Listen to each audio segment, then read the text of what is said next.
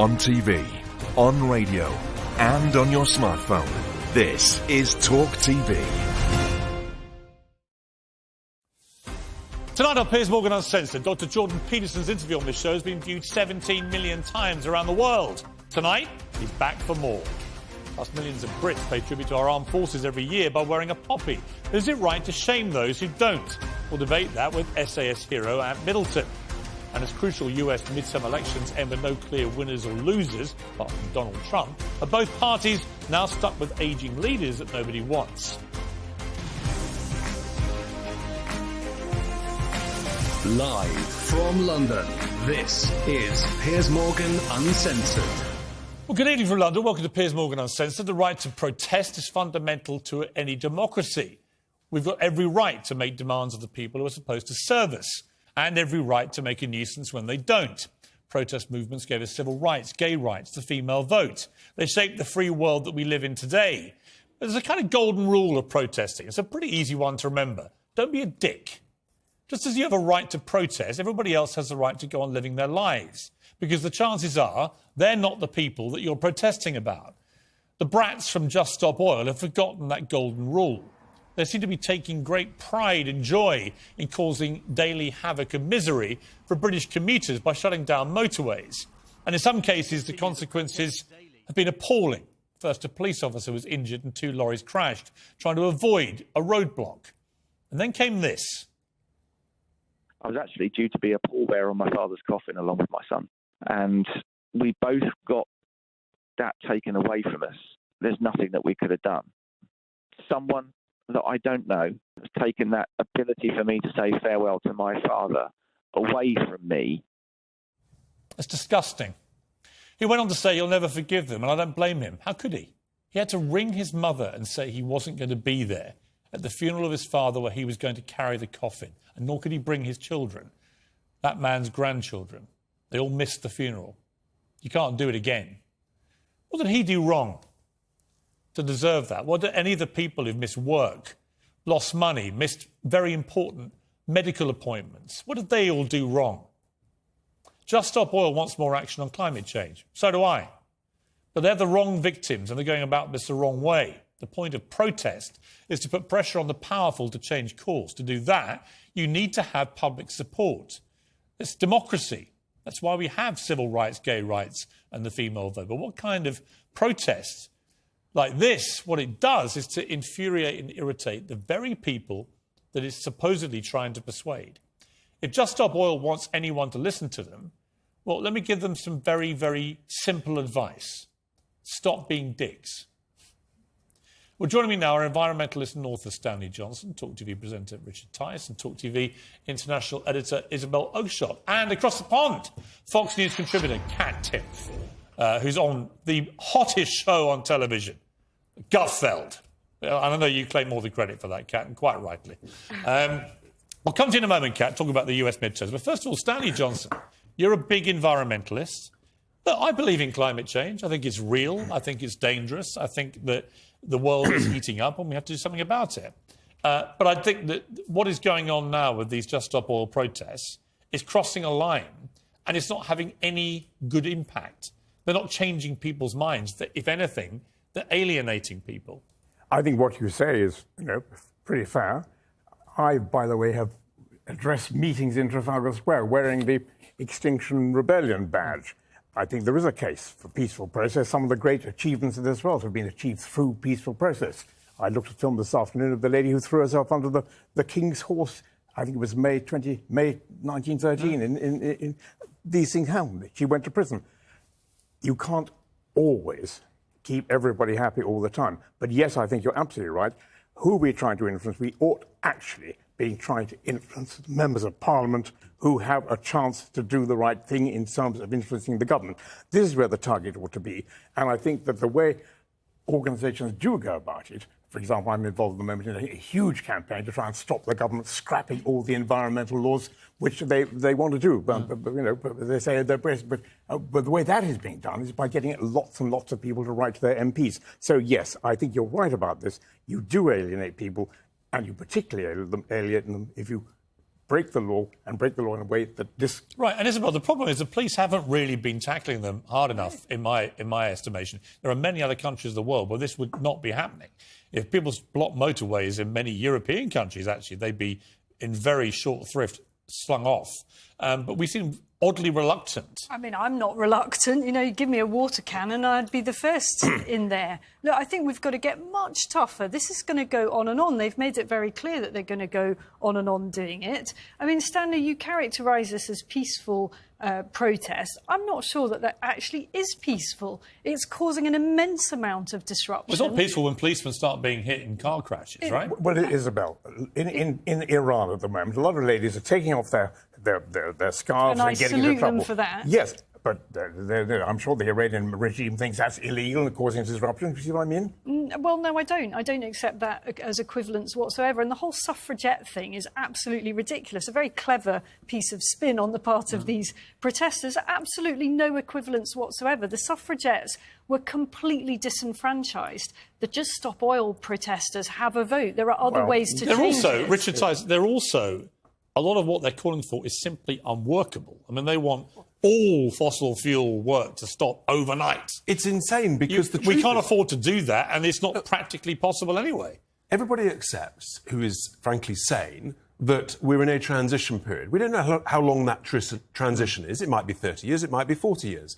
But, for example, gas and oil are the key fossil fuels that are part of that transition. What they're asking for is impossible, it's illogical, and the truth is, would be much better actually to use our own fossil fuels than importing them literally halfway across the world, creating more CO2, more emissions, than actually using them ourselves. So what they're asking for is completely illogical. Yes, the right to protest is sacrosanct, but not the right to obstruct, not the right to prevent people going about their daily lives and, if, for example, going to a funeral of your parent. Yeah. Carrying your father's coffin. I mean, I just think that the fact that man wasn't able to do that is really disgraceful. Come back to Richard's point. It's very nice to hear you say, Richard, that you think that the climate change issue is important. And as we speak today, they're trying to deal with this in Sharm el-Sheikh. The answer is, globally, we are in tremendous trouble. What Glasgow said was we've got to keep it to 1.5. Nowadays, it looks as though we're heading firmly for 2.8.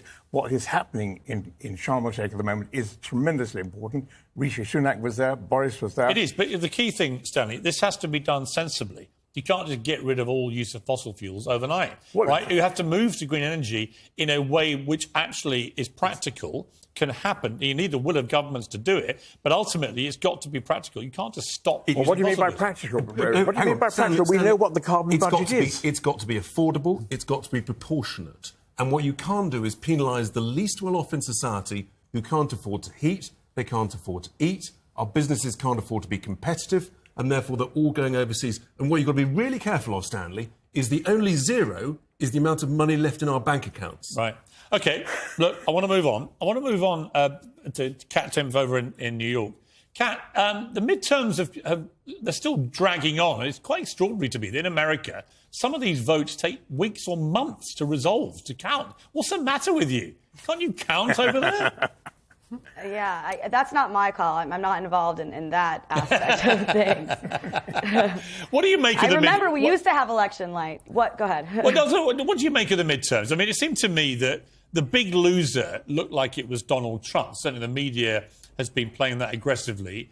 And there's clearly now a battle for the soul of the Republican Party between Trump and probably Ron DeSantis, who had a fantastically successful election result. What do you make of that? I mean, Trump's got this big announcement coming next week. Is he actually going to go ahead now and say he's going to run? Or do you think smarter, wiser voices may be able to persuade him to, at the very least, wait? It's been very difficult for anyone to persuade him of anything. I think when it comes to his candidates, the strategy of focusing on, election denial and saying the election was stolen is not a good one. And a lot of people talk about how it's not a good one because if you don't believe it, you might not want to vote for candidates who do believe it. But one thing that people don't talk about, which I always think about, is what if people do believe it? Why would they want to participate in an election that they think is going to be stolen anyway? Yeah. And what we've seen in the wake of these midterms that we haven't seen before is the kinds of people and the number of people who are saying Trump's got to stop this, and if he can't stop it, he's got to go. I mean, even Mike Cernovich was tweeting that. Former Trump advisors were tweeting that. It's not just that what people are saying so much as the people who are actually saying this stuff that always had his back in the past, no matter what he said or no matter what he did. Joe Biden would be 80 at the next election, but he's now dropping heavy hints he wants to run again for another 4 years. I mean, assuming he even makes it to the next election, which I think at the moment is an aspiration, I don't mean that to be unkind, just the condition he appears to be in when he appears in public is increasingly unsteady. Is it good for America that you may end up with a president that old? Yeah, there are things that you see are very impossible to ignore. Not just him stumbling over his words, but we've seen him shaking hands with people who are not there. We've seen him looking for people who are already dead. That's not something that inspires confidence in anyone. I mean, my grandparents have about 10 years on Joe Biden, and I just saw them last weekend. And if I saw them do any of those things, I would be deeply concerned and asking if they needed to go to the hospital, and they are not in control of the country. Yes, I think that's the problem. They're not in control of nuclear weapons. That's what worries me. Right. Now, I want to talk to you about kangaroo testicles, which I know probably are to your surprise, you're probably your Perfect expert person area. for that. I'll tell you why. Because a gentleman called Matt Hancock, who may not have crossed over to the American zeitgeist in quite the way he has here, but he was the health secretary in the pandemic, was pretty disastrous for much of it, and then he got fired from his job because he was caught having an affair in government buildings, breaking his own lockdown rules. He's now popped up in a reality television show called I'm a Celebrity, Get Me Out of Here, which is notorious for making, normally Z-list celebrities go into a jungle in Australia and do disgustingly humiliating things at the volition of the voting public, including eating kangaroo testicles. And he's doing this while he should be serving his constituents back in West Suffolk as a Member of Parliament, for which he receives a salary of £84,000. So I guess my question for you is, if this was happening in America, if you had a serving congressman or woman or senator who basically took a month out, 5 weeks out, to go to a jungle and eat kangaroo testicles, what would be the reaction? I would be torn. I mean, with this guy, it kind of sounds as though perhaps he'd be better off there than influencing policy if he was a guy saying that he was saying that you can't have gatherings of two people. People couldn't see dying relatives, but he could have an affair with his assistant. I mean, an affair is never a good look when you get busted for one, especially not when you have to apologize for, I'm sorry, I broke social distancing rules. Exactly. I don't know if people in Australia would want him anywhere near the government. They might be happy he's out in the jungle. Well, I'm going to play a little montage now for viewers who've not been caught up to speed. He went in last night, and we have a montage of the former health secretary. Here he is.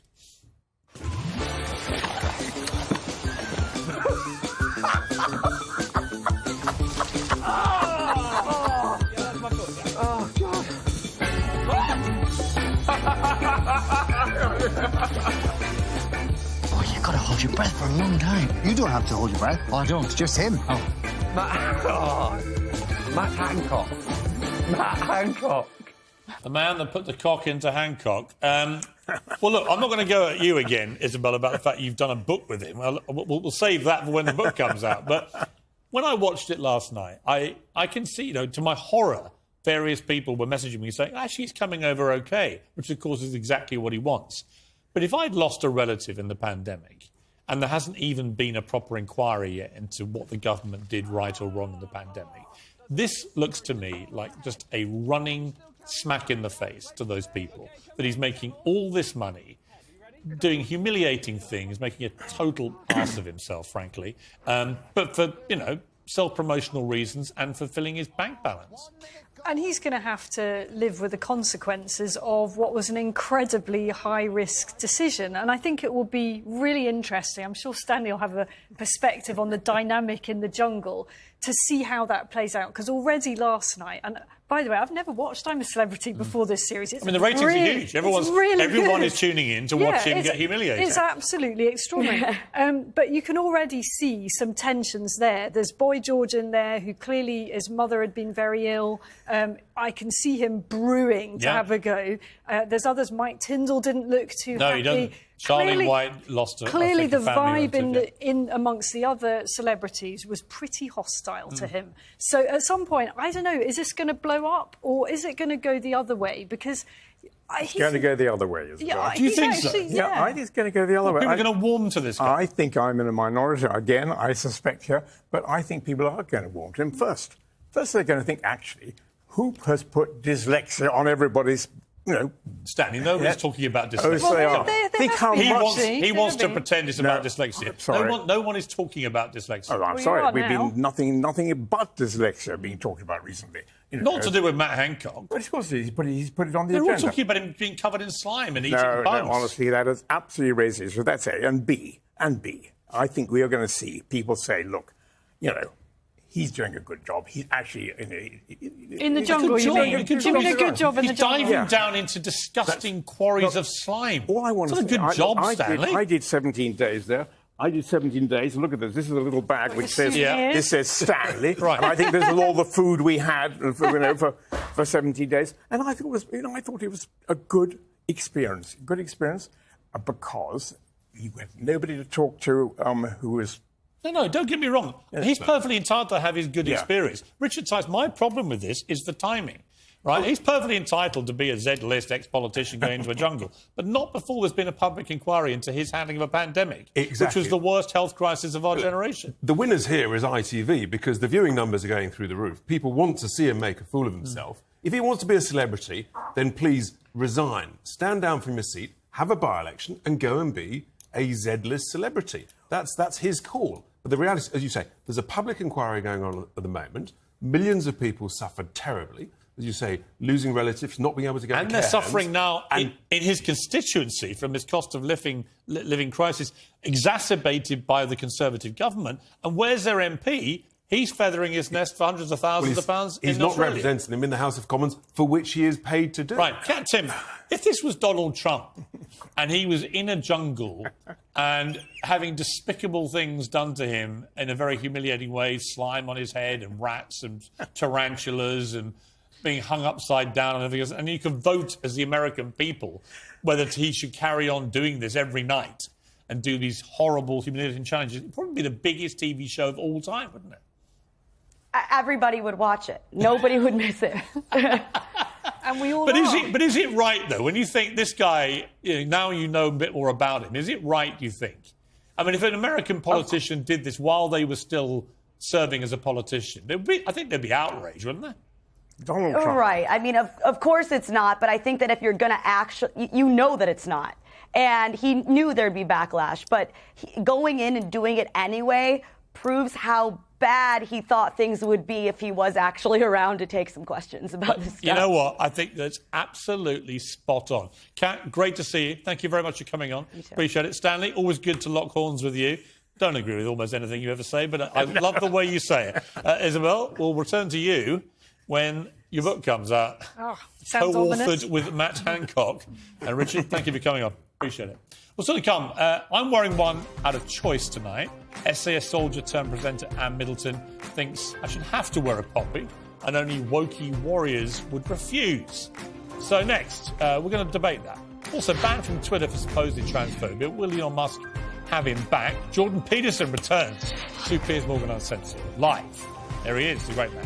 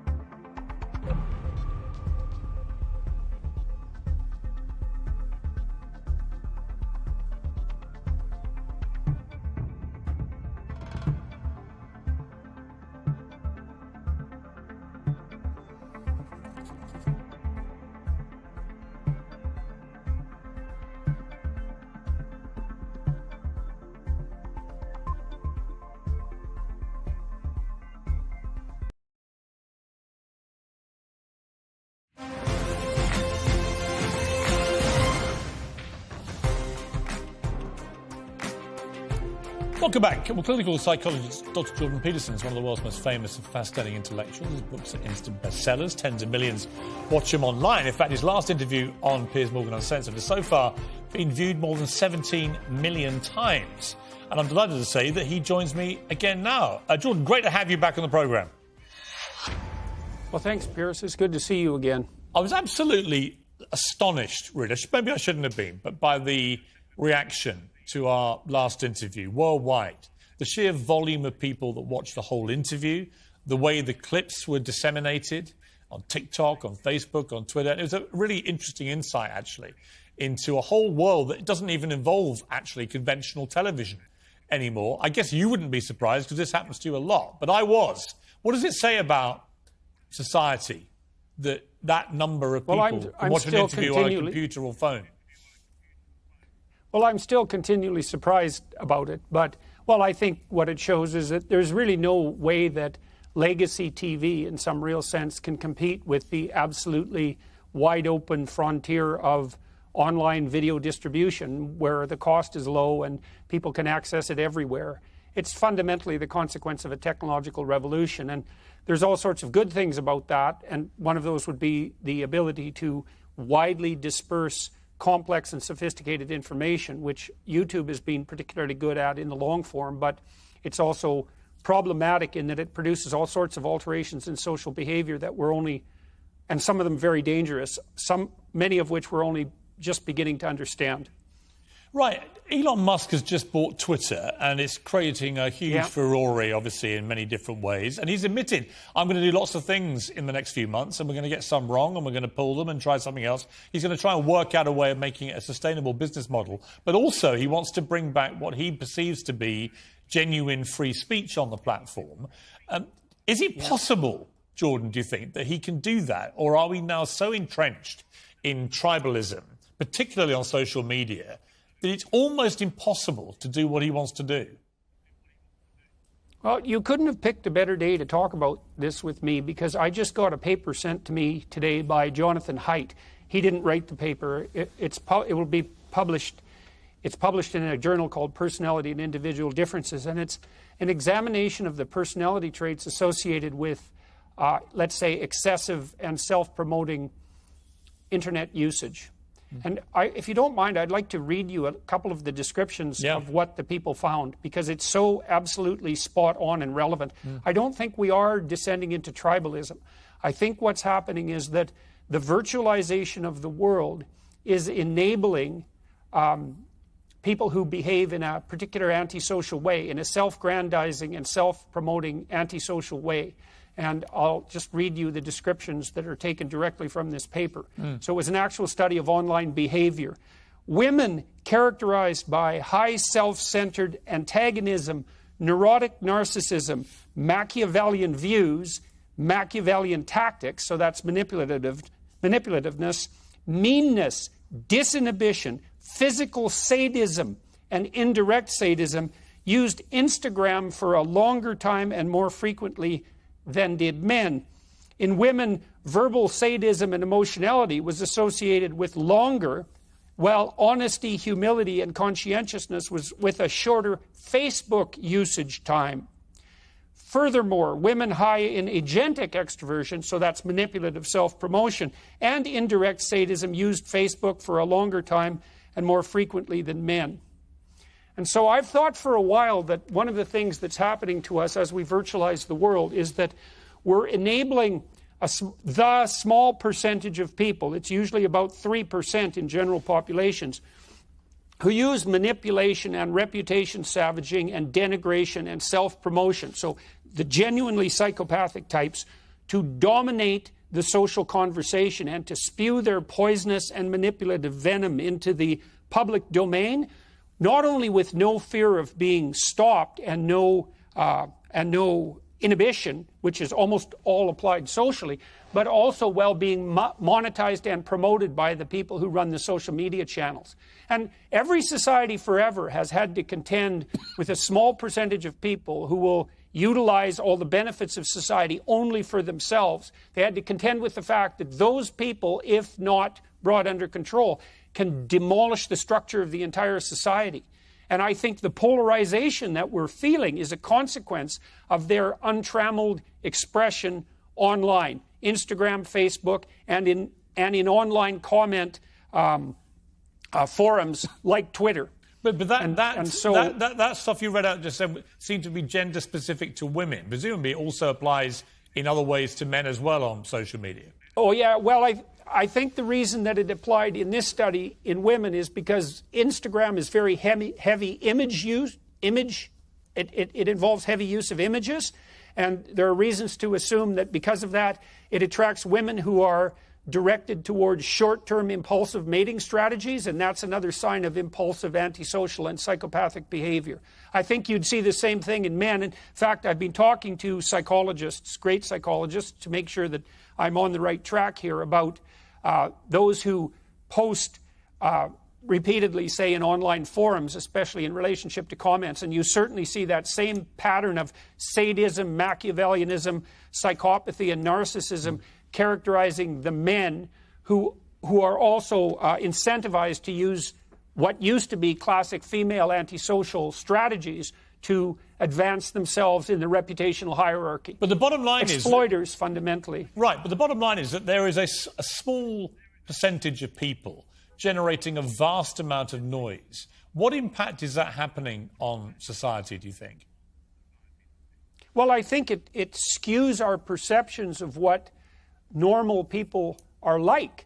We assume that what we're getting, when you sample the world when you're walking through it, you make the assumption that you're getting an unbiased representation of the things going on around you. And when you're on an online platform and, say, reading comments, you also have the assumption that what you're seeing is something like a sample of public opinion. But it's not.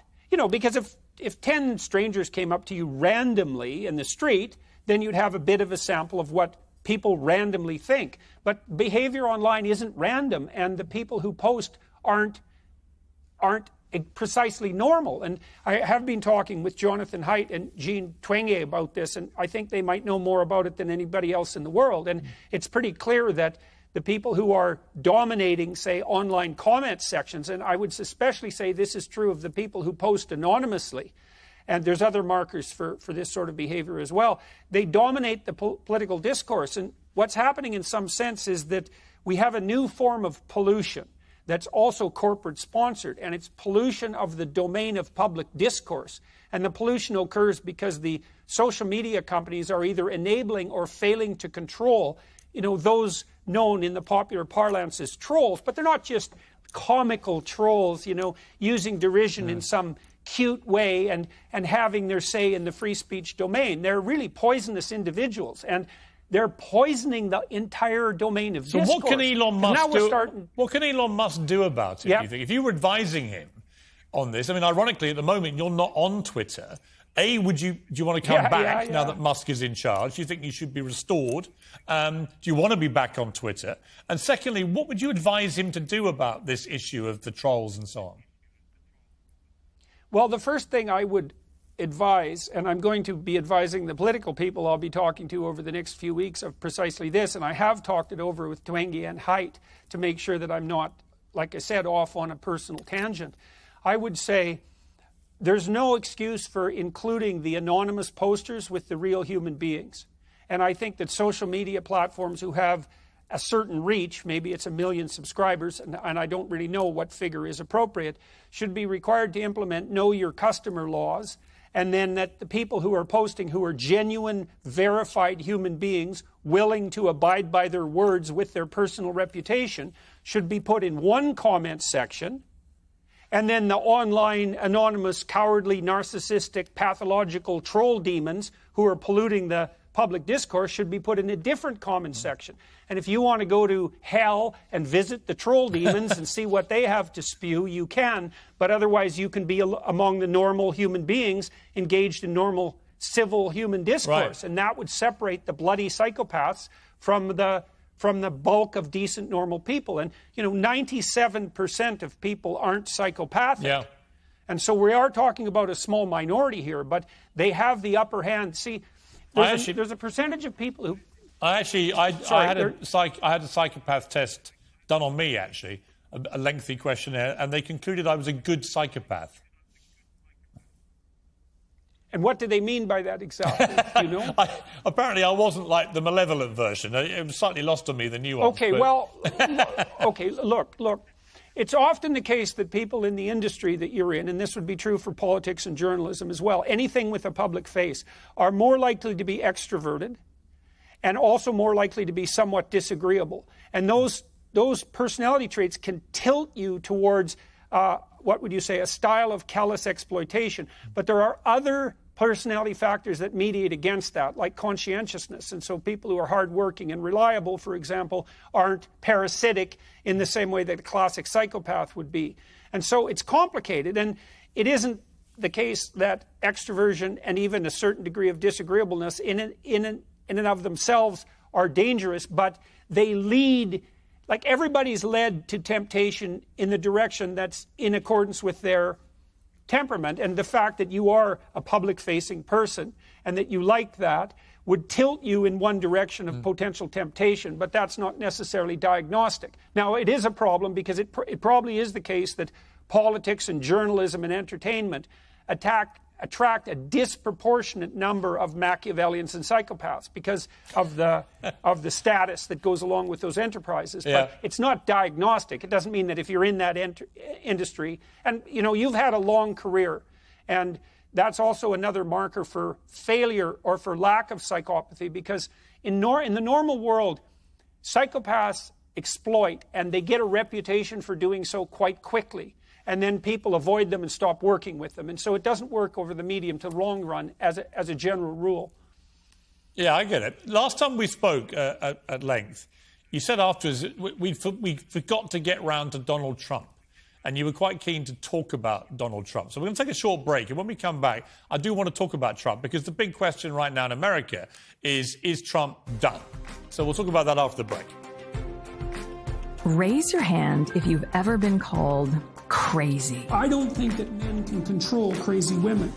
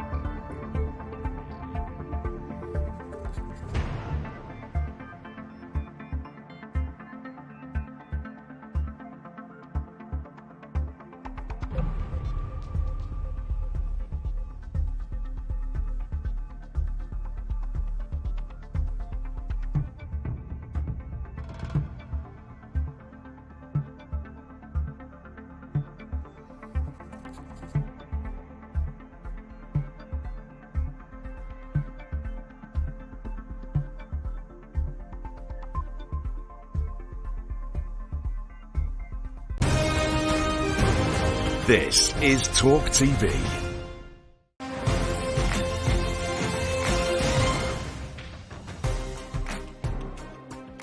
Welcome back to Piers Morgan Uncensored. I'm still here with Dr. Jordan Peterson, my special guest tonight. Jordan, Donald Trump, what is he? Is he a narcissist, a sociopath, a psychopath? All of those things? None of them? I don't think that he's a psychopath because he's been successful in repeated enterprises over long periods of time, and he has a variety of people who remain intensely loyal to him. Now, he's definitely extroverted to a very great degree, and he's definitely disagreeable. And so that gives him some of the traits that are associated with those personality features. But from what I've been able to understand, he's also very conscientious and hardworking, for example. And so that's a real mitigating factor. And so I think it's very easy to demonize someone that you don't approve of, let's say, and certainly Trump has been subject, I would say, to more demonization than any political leader in the West that I can remember in my entire lifetime, including Richard Nixon. And so that's also set him back on his heels and made him somewhat embattled and defensive, which I don't think did any great things for his personality in some real sense. So I think it's a mistake to assume that Trump is a psychopath. I think it's a big mistake. I think it's a big mistake to assume that Putin is a psychopath. It's easy to do that, but I don't think the evidence suggests that. You don't want to throw those labels around casually. And, you know, if Trump was psychopathic, well, he did a pretty good job of keeping the United States clear of war for 4 years. That's pretty damn remarkable. And he did have a big hand in promoting the Abraham Peace Accords, and that was pretty remarkable. And those aren't the sorts of things that you would expect from a psychopath. He also seems to have a pretty good hand with the working class. So I don't think it's those are reasonable diagnostic labels to. You're sounding like I wouldn't say place on someone. I don't want to put words in your mouth, but you sound like you're a bit of a fan of Donald Trump. Would you like him to run again? Would it be good for America, do you think? No, I don't think it would be good for America. Would it be good for him to run? That's a difficult question, because it might be that it would be good for America to have whether or not Donald Trump should be president sorted out in the public sphere, debated intensely, and subject to an election. So it might be very interesting to see him put himself forward on the Republican ticket. If I had my druthers, and I say this, I hope with due care, I would rather see someone like DeSantis step forward, who shares some of that forthright strength, let's say, that characterizes Trump at his best, but seems to be a more cautious administrator and a less divisive figure. I think that would be better, because Trump, for whatever virtues he might have, and I think he has the virtues of a Washington outsider, I think that's quite clear. I think that his behavior in the political realm raises the political temperature to a dangerous degree. Yeah. And, I say that while trying to give the devil his due and not casting careless aspersions on his name. Yeah, no, exactly. I want to turn to somebody else who may well have presidential ambitions and has been the subject of a lot of negativity. Meghan Markle, Prince Harry's wife, who does this podcast, Archewell podcast, or Archetypes it's called, in which she seems to perennially play the victim, the female victim of all outrages. And your name got dragged into this. Let's take a listen to what she said. Raise your hand if you've ever been called crazy or hysterical. Or what about nuts, insane, out of your mind, completely irrational? I don't think that men can control crazy women. The use of these labels has been drilled into us from movies and TV, from friends and family, and even from random strangers. And the fact is, no one wants this label. What did you make of that, Jordan, to be suddenly appearing on Meghan Markle's podcast as a villain? The first thing I make calling women crazy is that she. Yeah, well, the first thing I make of it is that her voice drips with the same falsehood that the voice of Kamala Harris drips with. It's this sanctimonious, faux compassionate, talking down to her audience and trying to be sure that we're all really on the same compassionate page here, and we're all being victimized by terrible forces that are arrayed against us, and none of that's really fair. And it just grates on me. And I do believe, you played a bit of a clip from me when I was talking to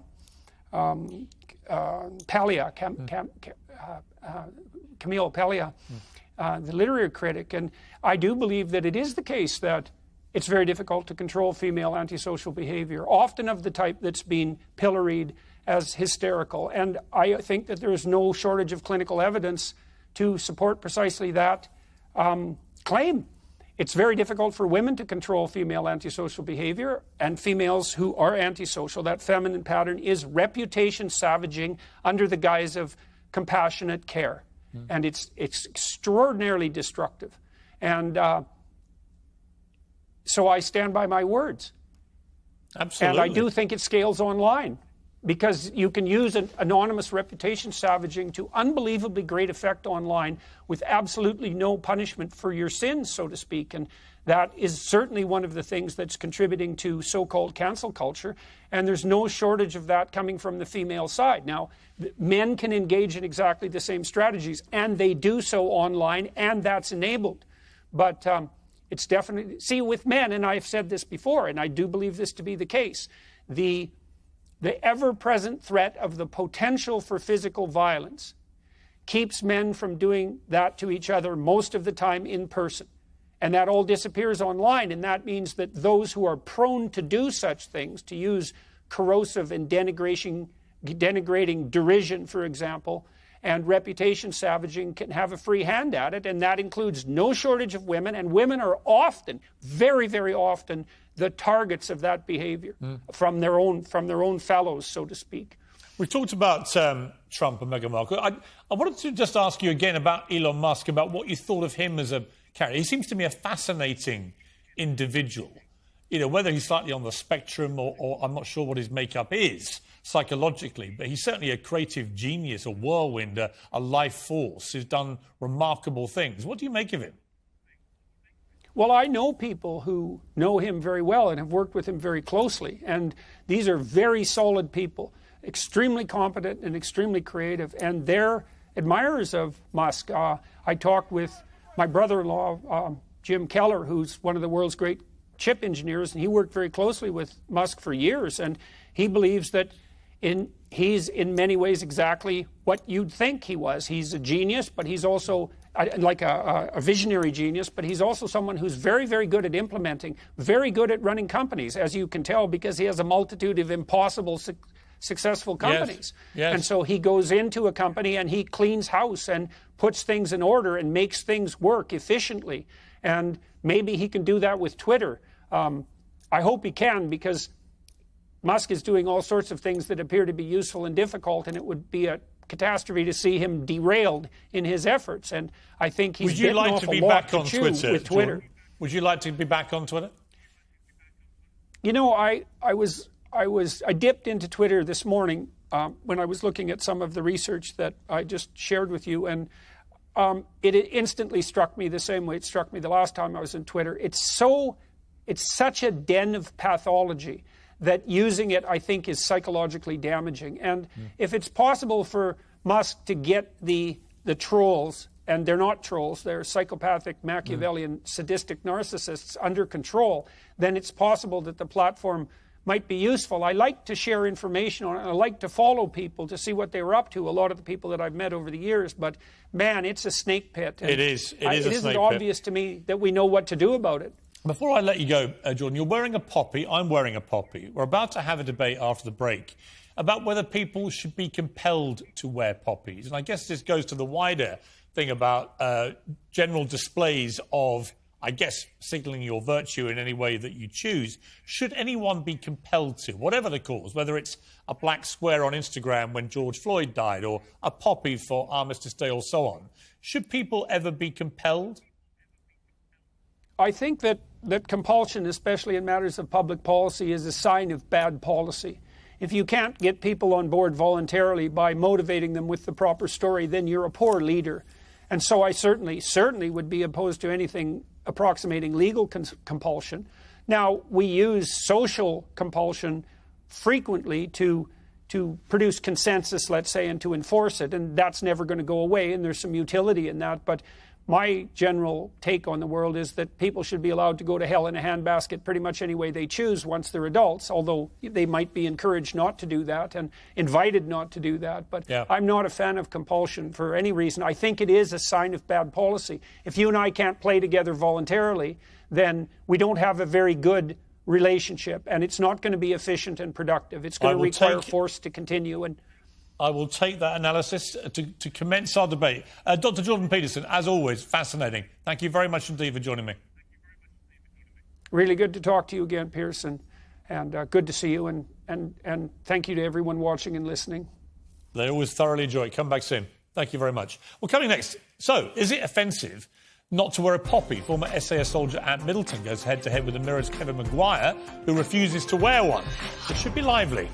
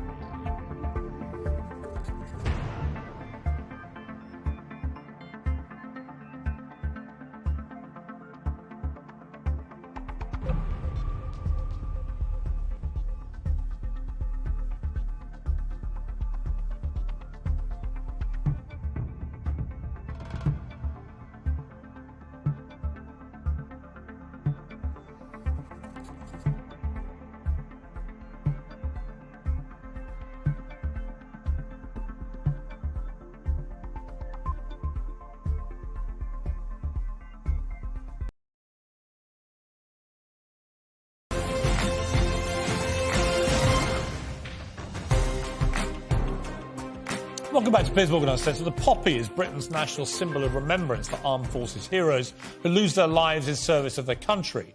Most people wear it with pride, but some people, for their own reasons, refuse to, and they're often savagely criticised. But should any display of personal respect ever be mandatory? Well, joining me now is adventurer and former Marine, Ant Middleton from the SBS, plus Associate Editor of the Daily Mirror, Kevin Maguire. So, Kevin Maguire, you very sensibly, I noticed, not come into the studio to tell this to Ant Middleton's face, where he would break your face in two, and you're not wearing a poppy. So explain to me, why don't you wear a poppy, and why do you feel the way you do?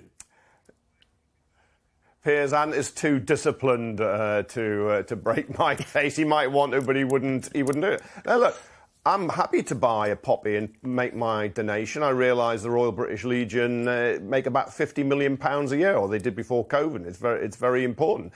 But it's the compulsion I bulk against, and the poppy police finger pointing, saying, why aren't you wearing a poppy from the end of October, when TV stations compete to stick poppies in lapels of whoever appears on them. It's almost like Christmas comes earlier every year. It's that level of compulsion. And I'm in Exeter, which is why I'm not with you and in London.